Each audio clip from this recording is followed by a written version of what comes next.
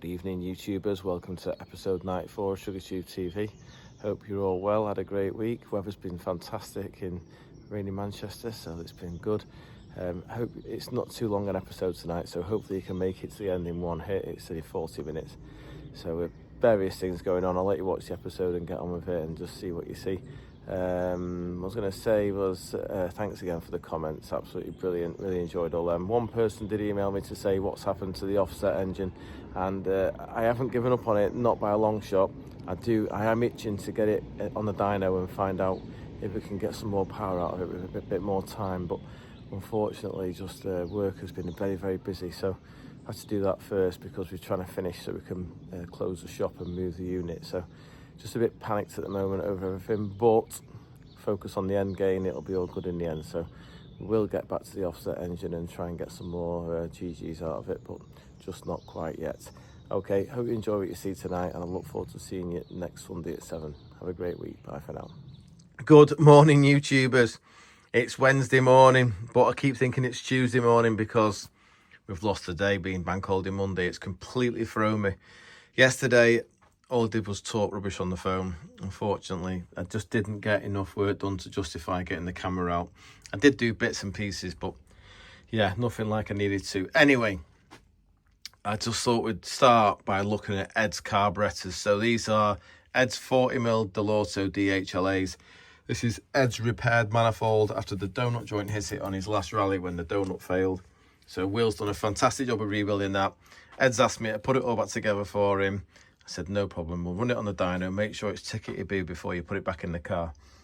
However, we're just going to have a quick chat about throttle linkage. Obviously, he's always run this Magard linkage, which is like the Rolls Royce of throttle linkages, but it's never really worked properly. He's always struggled to get full throttle, and there's a reason for that. With the imp accelerator pedal, the standard pedal at the front, it used to run this is called a Solex carburetor linkage. So a little Solex carb as standard, and I'm showing this to show you.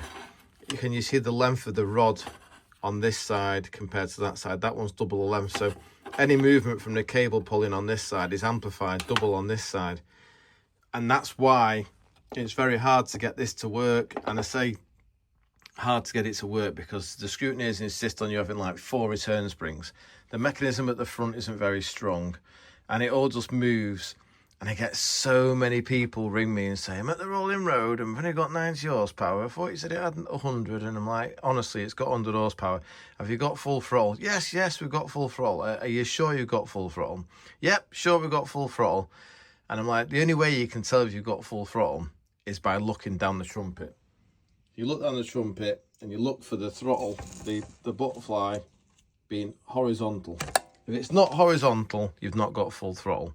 And quite often what happens is the lever comes down and it hits the front of that screw, or there's other things that get in the way, or this mechanically locks on the stop here before we get to full throttle, so it feels like full throttle. So the point of what I'm saying is, to simplify the whole thing, what I've done for Ed is I've made a little bracket here for the cable to go through. I said I'll put it on top for you.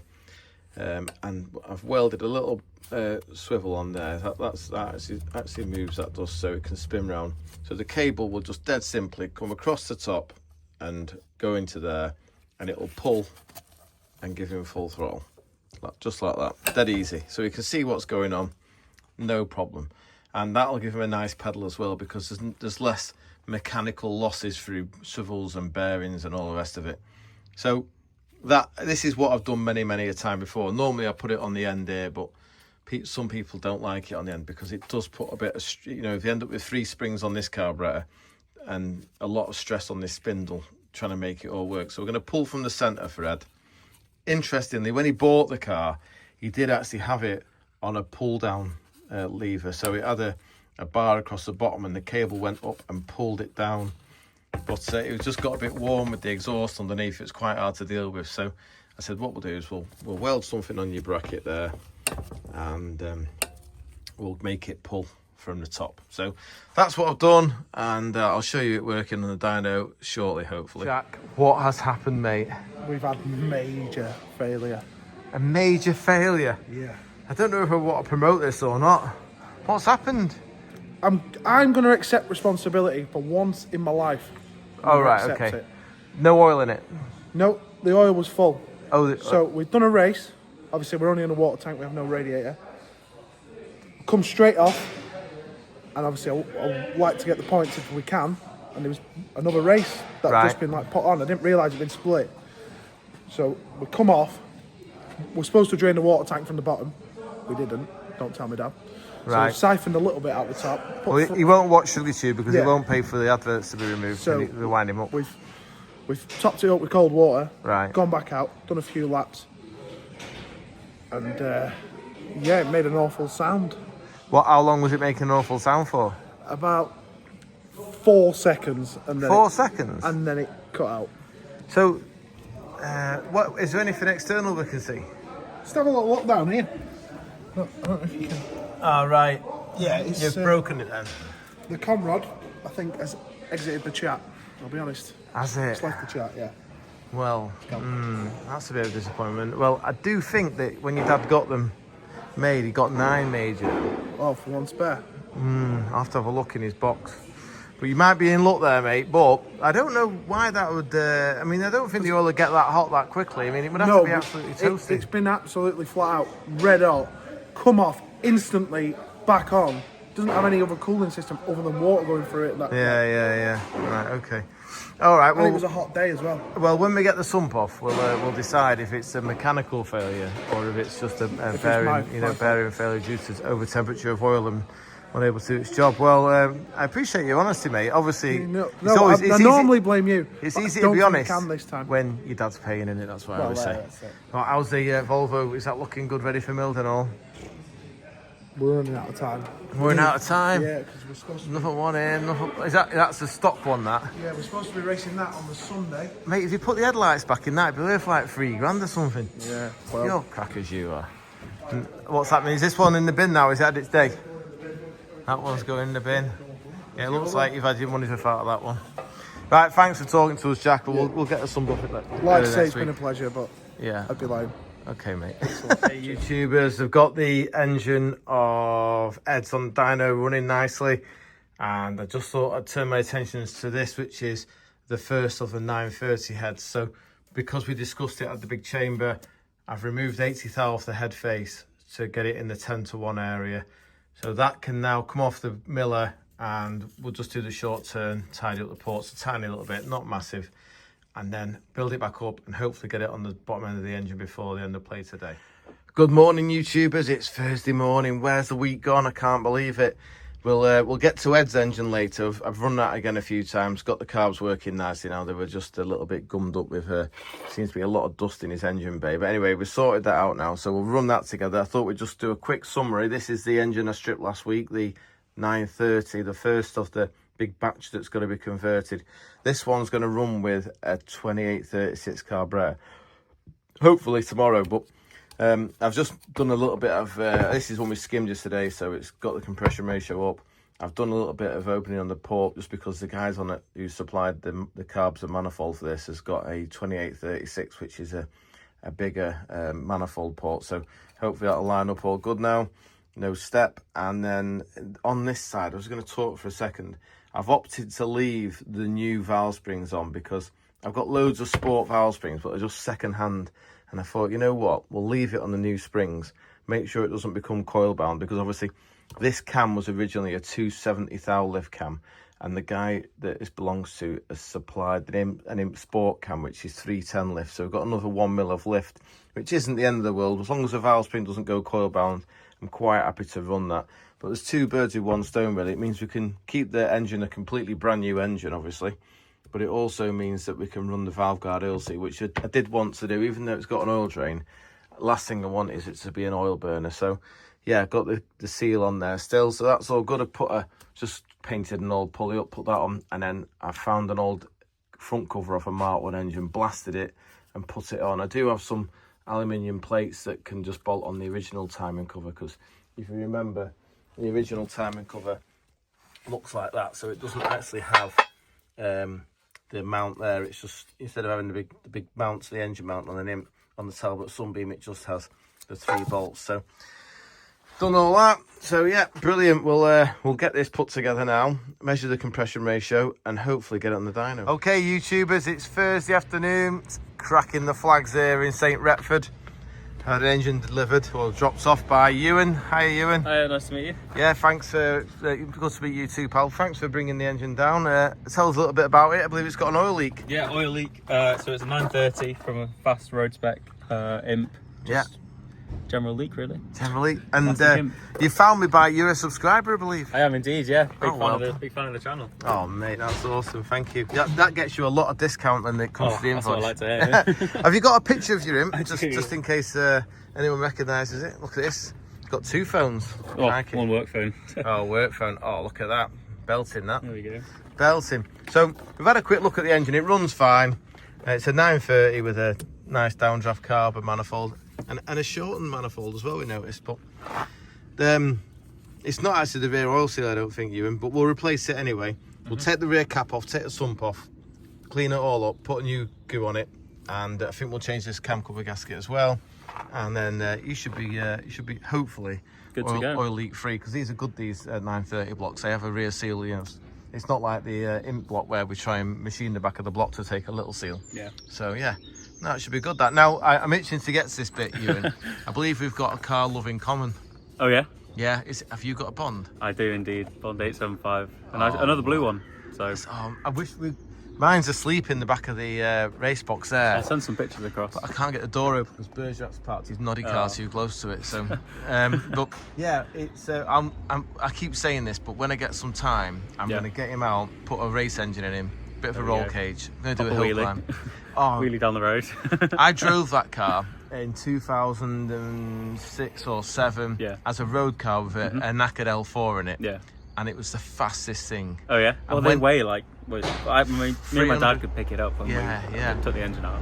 I took it off the road because it was wet one day, and I was going to work, and I realised all of a sudden that it drifted. It was honestly three-wheel drift. They drift amazing because the weight's of the back wheels. If you can get them to flick in, I had a motorcycle tyre on the front wheel and a disc brake conversion. There we go. And I've got disc brakes for the back as well now. Oh, nice. Oh, it's going to be awesome, mate. You got it all sorted. I'm going to take it to Jersey and do the hill climb. Yeah? That's my dream, yeah. There we go. I went to Le Mans in about 2010 or something, and they had a freewheeled car there called the Delta something. Oh, yeah. And I'm going to do it as a copy of that. There we go. You're going to be that. Definitely. Yeah. Brill. Well, we'll have to get our bonds together and go out for a bit of a razz. Go and race some modern stuff and show them how fast they are. 100%. Right. Thanks for being on Shrigleytube, and we'll get this out. I don't know when we'll get to it, but we'll try and sort it in the next couple of weeks or something.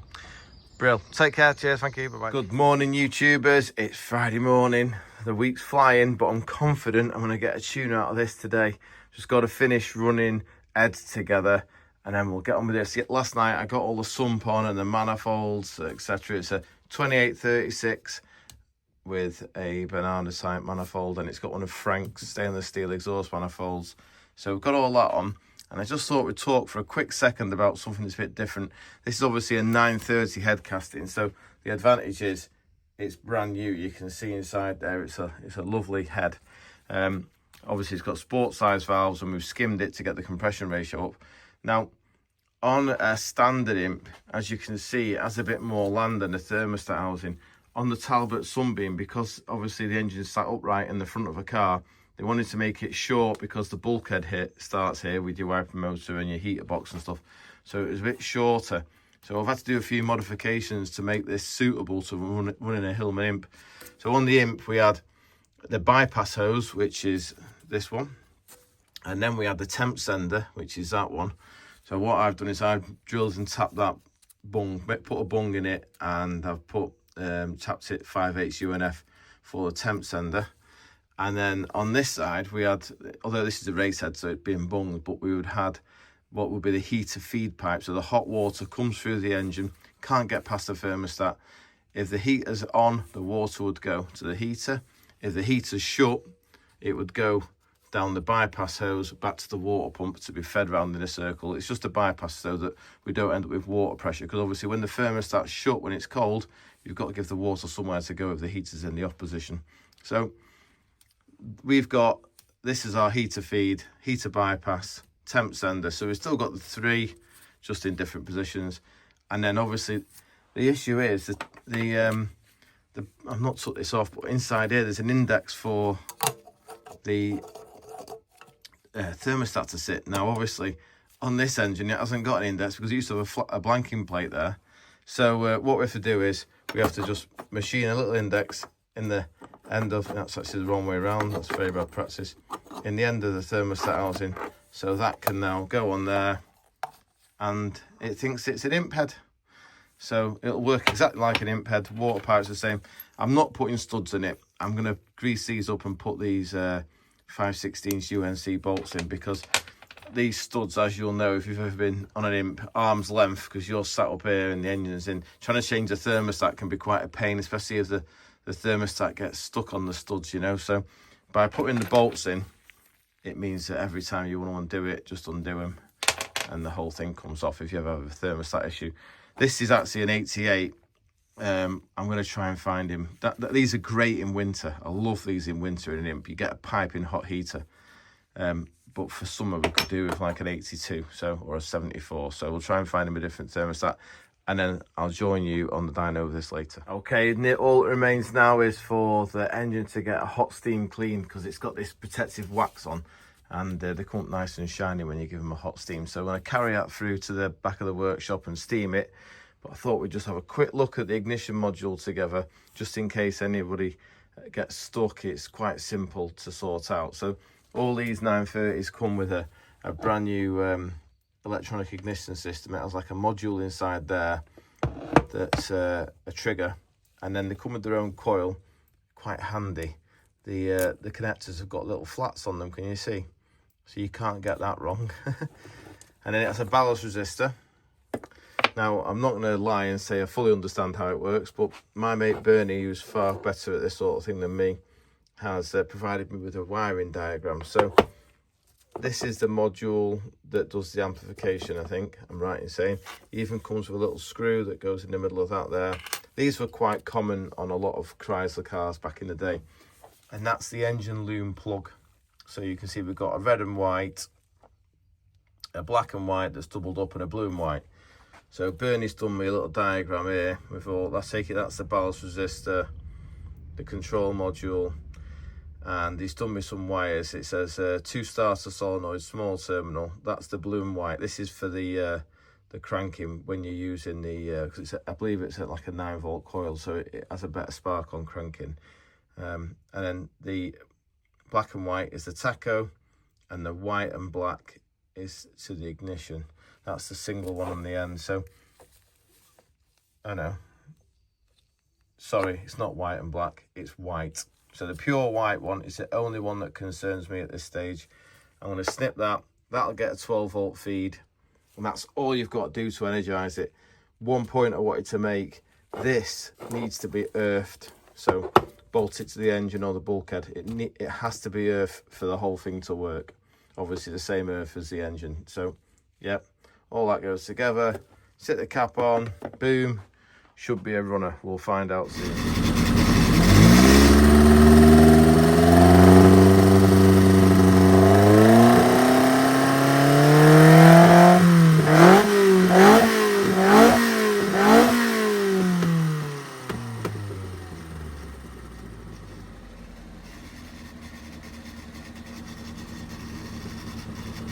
Okay, YouTubers, we're on the dyno with Ed's engine. I was just showing off there with my new throttle linkage, dead simple that in it. So put a little bracket here, he's just literally going to pull it, and his quadrant should be able to cope with that from the pedal. Should be a nice feel, and he'll be able to get full throttle no easy, and it's quite easy to maintain as well, because he's got an across the back silencer, so he's got full access from underneath as well. So happy with all that. I've just wasted hours. First thing I was going to talk about was I've had to put a new dizzy cap on it. A problem which is appearing more and more, this. I don't know why it wasn't always such a problem in the first place, but these Magnetronic kits, I absolutely love them. I think they're great. But because it has this that sits on here, what happens is the whole lot sits higher up, if you can imagine, because it's got this plastic disc. So what I've been finding is, can you see the tide marking there where the rotor arm was sitting to. It's actually now to the top. You can see the mark where it's at the top. What's happening was the rotor arm was perched up higher than it should be, and then it gets a wobble on and it starts taking the posts out. So what I've done is I just linished it on a linisher and took about 3 mil off it, so that it now sits at the correct height. I don't quite know what the story is. Maybe it doesn't affect all distributors. Maybe it's an oversight by the manufacturer. I don't know. But we've definitely, in more recent times, had to start shortening the rotor arm so it sits at the correct height. And I can see this one's just been running now and it's not touching the posts. So that's all good. So that's one little problem ironed out. Now, Ed's done a few rallies with this engine now. As you can see, it's got a bit of a collection of dust on it. He's done a fantastic job of keeping the muck out of the carburetors because he's got his posh air filter system that goes to the back window. I've had a bit of a problem with this. I was just revving it there to show, you know, that there seems to be a collection of dust that's settling because these carburetors are quite big for the engine. They have very, very small, slow running jets. So it's a tiny little hole in the jet and they were like clogging with the dust. So I've cleaned all those and I've got all of these are the screws that went through the other day, that they're all operating in the same range now. Sort of like 2.5 turns out from stop, and I'm getting a nice idle in it, and it's quite good, the progression, it accelerates nicely. So happy with all that. I was about to start dynoing it with you guys, and I thought I'll just dip the oil, make sure it's got plenty of oil in it. And it's not bad, but it's I was just concerned that perhaps it had a bit of muck in it. So what I thought I'd do was just run it on some fresh dyno oil, just in case there's any muck in there. I don't think there's much, but what I'll do is I'll drain the oil out of it and put a fresh oil and filter on it before we wring its neck, because obviously it gets a bit of a hard time with the dyno. And if there is any dust that's got by, even just a small amount, I think it's wise that we remove it before we put it through its paces. It has got good oil pressure at the moment, so I'm not concerned about the engine in any way, shape or form. It all looks correct. It's just a little bit black, the oil. I mean, not black, but just, yeah, let's just change it and then I'll join you on the dyno. Okay, YouTubers, it's been a while since we've been on the dyno together. Feels like weeks, but I think it's only been 1 week we missed. Just with being busy building and machining and all sorts. But anyway, we're on again now. This is Ed's engine, as I just talked to you about. Nothing's changed, so nothing should need changing is my theory, but we'll see. What I'm looking for really is complaining of part throttle misfires, which I think I've fixed now with cleaning the jets. Also, there was an issue with the rotor arm catching the posts. We've sorted that out, as we just discussed with the distributor rotor arm coming up higher. So hopefully it should do some good numbers. Last time we dynoed this, we did see like I thought we saw about 75 foot-pound, maybe 78. It's an R19 cam in a 1040. It's got a good head on it, this though. I want to load it up right down low. We're going to give it a gulp full of wide open, because obviously what we've got to replicate is what Ed's going to be doing on the rally, which is coming out of hairpins and stuff. So I've got it loaded right up there. I'm going to go wide open at 2,500. It'll probably just pop and bang. No, happy with that. So sold it 68 foot-pound at 3.7. That's quite good, that. Right, I'm glad we sorted out the part throttles.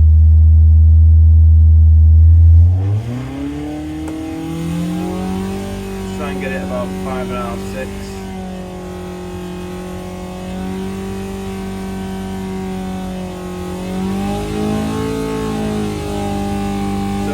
It's holding a good 78.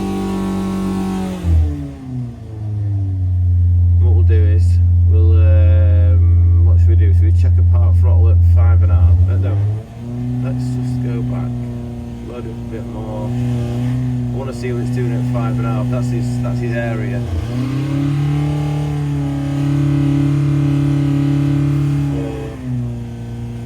One day I'll get a dyno you can control.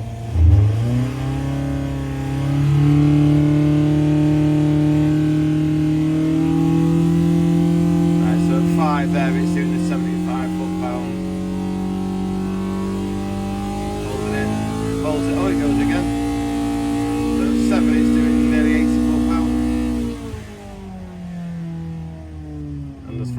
working. Right. Brilliant. All right, well that looks like it's pretty much where it was when it left me, so I'm happy for it to go back out again now. It's revised exhaust manifold. That was the thing I forgot to tell you about it. Obviously after the donut joint snapped, it had damaged the exhaust manifold, so all that's been redone. The only thing I haven't got is we haven't got Ed's full length exhaust, so I'm reluctant to change any of the fueling, obviously because we're not running as we were running in the car. Last time we dynoed it, we had his full exhaust system. Right, we'll over and out like that. Okay, YouTubers, I thought we'd just quickly whiz the plugs out, make sure they all looked uniform and correct, so it doesn't look lean, which is the main concern. Everything looks good, so it's ready to go out. We'll give Ed a ring and we'll get the 930 on the go.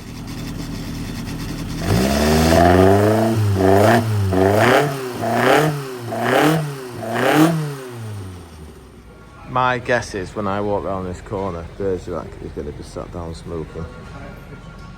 Oh my God, he's working. Oh my goodness me. This is a proper MG, this one.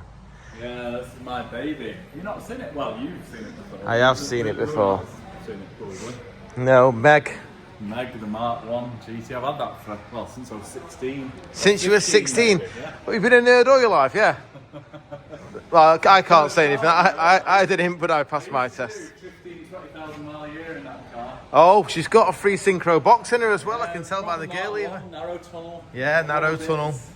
You know what, mate? Of all the MGs, I've got to say the chrome bumper wire wheel GT, I do like an early car. A pull door handle with a free bearing engine would. Not sure about that. My dad used to race in the Cockshoot Cup, and he had a free bearing 1800, and it was miles better than his 5 bearing. Less friction apparently. Mike Entwistle built the engine for him. Maybe not good for longevity though. Or doing 85 mile an hour on the motorway. Yeah, well, it was. I think if they're balanced right and they're all correct and they've got modern oil, then no problem, mate. Because he raced with that for years. I snapped the crank, over revved it on my 21st birthday. He gave me a season. 5 synchro wouldn't have done that. At 5 bearing. Oh, sorry, 5 bearing. Come on, mate. Yeah, I'll tell you his setup. I remember it. I was only a kid. It was a free bearing engine with the big valves, the bigger valve export head on it. It had a free synchro box with the light and flywheel and the inertia starter motor. Yeah. And it had a banjo back axle. Yeah. The early cars did. Yeah. It was the lightest setup. He raced it for years. He did really well with it. Mate, I just come to not talk about me. I come to talk about you. What's happening? I've just been plodding on, haven't I? Getting the front end of one of these. Is that the air conditioning radiator? Yeah, I'm just about to glue all that in. It's got some damage there, mate. Can you straighten that out before you continue? Live like that, sadly. Right now, you won't see it though because there's a nice cover. Bergerac, it doesn't matter whether you can see it or not. It's not correct. Just get all you need is a pair of thin nose pliers, long nose pliers. Just straighten them out. I'll be coming to check on your work. Touches, but all the radiators are in. Just been crimping up all my aircon connectors. Look at those. I've got the crimping tool if you ever need one. Have you really? Yeah. Don't mess about me. I do like your steering rack mounts. They're pretty snazzy, aren't they? They are, aren't they? They built it. Yeah. Look at those. Yeah. It's an engineer's wet Just dream. Sort my bump steer out and then. I don't quite see 100 grand, but it's nice. Speak for yourself. Right, well, I just thought I'm going to go and see the aftermath after Jack crashed his banger into another one. Yeah, you should go and have a chat with him. There's conrods hanging out of his engine block. Yeah. Which I'm not really sure how he managed that. He's not actually blaming me, but I'm going to go and see if he's heating it now. He seems to think that he overheated it, but I'm a bit sceptical myself. Yeah, it's pretty that, mate. Fair play. Yeah, thanks. I might have that as my fun there. 10 years ago. Well, I ran it every day for 7 or 8 years and then rebuilt it. Is this when you were at music school? Yeah. If ever you've wondered. Did a proper rebuild, and we went around Europe in it a couple of times, and it gets used properly. Used to do 12 car rallies and all that, so it was a bit. Can't do that now because it's too nice. Can I ask a personal question? Oh God. You know your mum and dad paid for you to be educated at... No, they didn't. This thing called the Student Loan Company. A school of music in Manchester, yeah. and you learned to speak properly. Yeah. And now you sell... What do you mean I learned to speak properly? Well, you speak properly, don't you? And hey, can I have a word of you? Money, the answer's no. I want to talk about your engine. Right, Bergerac, thank you. You're We're gonna be over and out. I'm gonna use this as my thumbnail. Yeah, you've done a good job of that, Jack. Oh. Is that the rod out of this engine? Yeah. Is that a couple, bro? You broke some more. Oh my good Gideon! What have you done to that? So that one still turns. Did you hold it? Oh, well, there's one of them's jumped off. Snap the bolts. It's not the bolts, you reckon? This is standard bottom end, this, isn't it? Yeah. Not my fault. Well, we're not going to, you know. Whose fault is it? It doesn't really matter at this stage. That is just collateral damage from that, I think. That's what I think. Yeah. That's 2 sheared bolts somewhere. Yeah, but it's had heat in it. See how it's blue? So the bearing failed and doubled up first. I think I'm right in saying. I can't quite see. How can you turn it over so we can see the journal?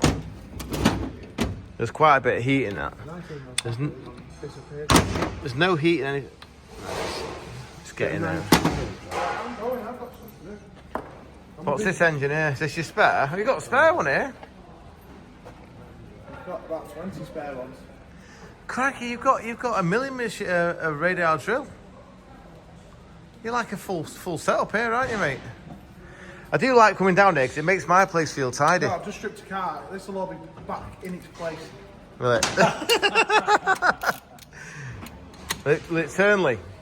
Yeah. What's the top end? Is the head alright? Head gasket looks good. Few bent valves? Right, okay. Give us a turn, mate. Right, YouTubers, this is the failed bottom end. And I thought we'd have a little quick chat. Now, what's obviously happened is number one big end has exited the engine. And the bolts have snapped, both bolts have snapped, but they haven't snapped through over revving because it has got a rev limiter. I think what's happened is, this is just an old bottom end and it's had a bit of aggro. And looking at the big end of number 4, the shell, you can see it's pulled in. So if I put it on the crank, it's actually tight on the crank. So normally they spring into the shell, but because it's tight like that, that means that it's been hammered. So it's been knocking. So number 4 obviously hasn't failed yet completely, and it's not hot, so it's had oil there. Whether it's had intermittent oil at some point, basically, what happens with these old engines is they get hammered, they lose when they get intermittent oil pressure or the oil starts to break down at high temperature, it takes the top layer off the bearing, and then the clearance grows then. And then once the clearance grows, they can't hold the pressure as well, because obviously the clearance needs to be there for the pressure to be there. I don't mean oil pressure, I don't mean supply pressure, I mean something called the hydrophonic wedge, which is how the bearing works, how the oil stops the metals from touching, but you have to Google that. Now, all this rod that actually spins on here, it isn't seized, it's just collateral damage, because obviously once this one came off, all the bits went around the block and it's just got jammed up and snapped that. That is actually still free, although it's jammed on something now, it's actually still free. And all of the other ones, number 3 and number 4, got no heat in them. So it's only number 1 that's got heat in it. So what would have happened is, basically the bearing, its clearance has grown and grown and grown. It's been hammering and it's doubled up on itself. And that's why the head was so bruised. If you look at the top of the piston, you should see bruising. You can see how that, oh God. Can't actually see what I want to show you. Why is the top? Right, okay, so you can see around the outside of the piston where it's been hitting the head. That's because it was knocking for a while before it actually failed. Although he didn't know it, it happened in 4 seconds. It was actually rattling away. The rest of them were okay. I've got the torch working on the camera now. You can see the heat that's gone into that journal. Obviously, it snapped the rod. That will have happened as the bearing grabs. It puts enormous side load on the rod, because obviously the journal's grabbing, and when it goes on standard rods, it just snaps it. That one I'm pretty sure is just collateral that one was on its way. Okay, YouTubers, it's Saturday afternoon and we've actually got a tune out of something other than Ed's that's gone out, but this is the one I've built this week. This is a young man's 930 and he's supplied his own carbon manifold, etc. So I bolted that on. This is the head with skim, so we're on 10 and a bit to 1 compression. It's a brand new 930 bottom end.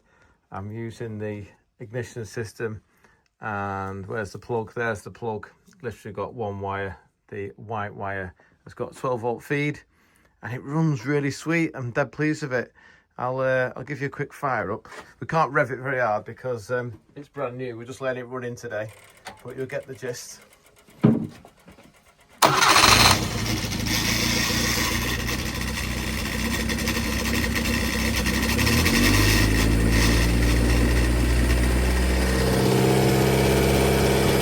How quiet's that?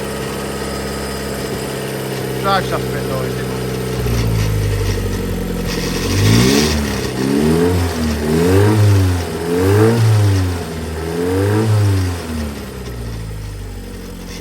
Okay, YouTubers, bit of an exciting one for Andy here, a bit of a Saturday afternoon treat.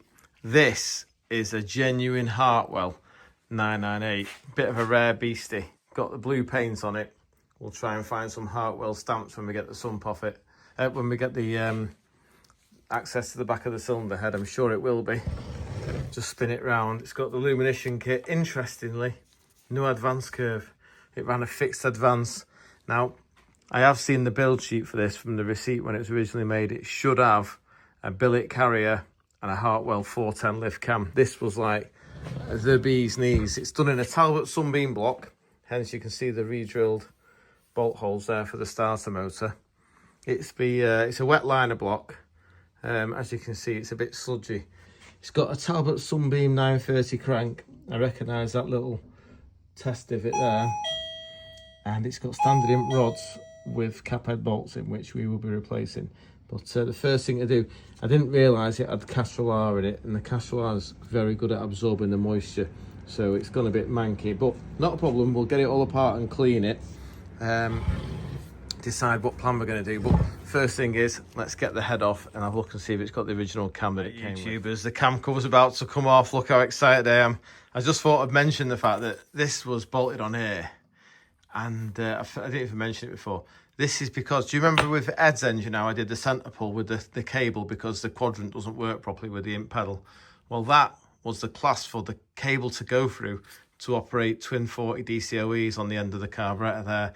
So they didn't use linkage either. And it even had this nice little thing here. Look at that, been made by probably an apprentice with a file. That went on there, and that was to facilitate a return spring for the car. But anyway, enough for getting overexcited. Let's see what the, if it's on a billet carrier and the 410 lift cam. Whoo, exciting stuff. No one's been in here, probably. I believe Dennis Holt rebuilt the engine at some point many moons ago. So let's just see if it's the real deal or not. Oh, it's the real deal. Look at that. CEP. Is that not Carter? What's that one? C what? What's going on here? C.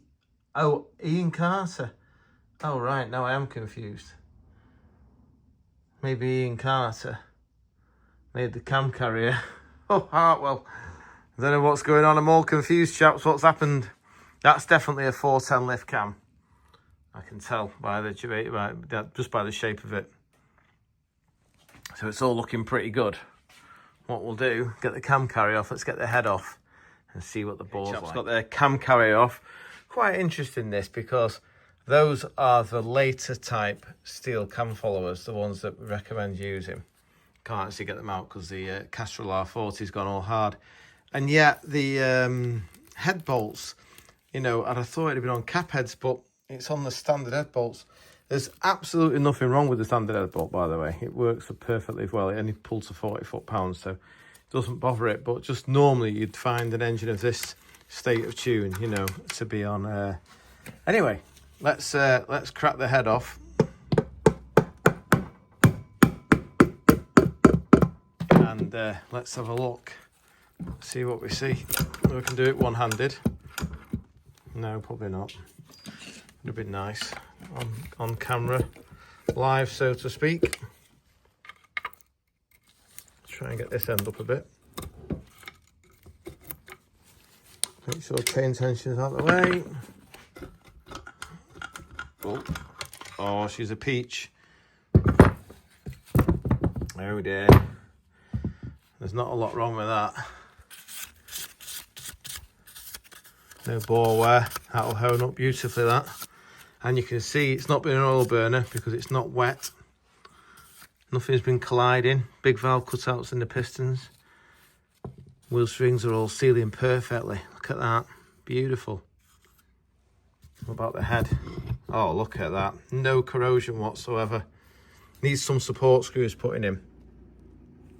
Just if you look there, it's it's like new. I knew the chap that owned it would have looked after it. Valve heights are all really good. Oh, it'd be a cracker, this. New set of wheel strings, some support screws in there, maybe a new set of head bolts. We'll pull a piston out. In fact, I don't even need to pull a piston out.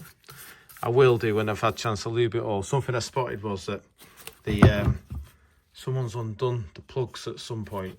I'm not even going to put a spanner on them. What I'm going to do is I'm going to drown them in WD-40 now, so that the lubrication can ooze in over the weekend. And we'll finish stripping the head on Monday and get a piston rod out. But that is all original, and I bet you any money it's absolutely mint. I know it looks scruffy, but honestly, this is a proper engine from back in the day, this. Anyway, I'll get over myself now and over and out. Congratulations, YouTubers. You've made it through to the end of Shrigleytube TV. Give yourself a big pat on the back. I hope you've enjoyed what you've seen, and I look forward to seeing you next Sunday at 7. Have a great week. Bye for now.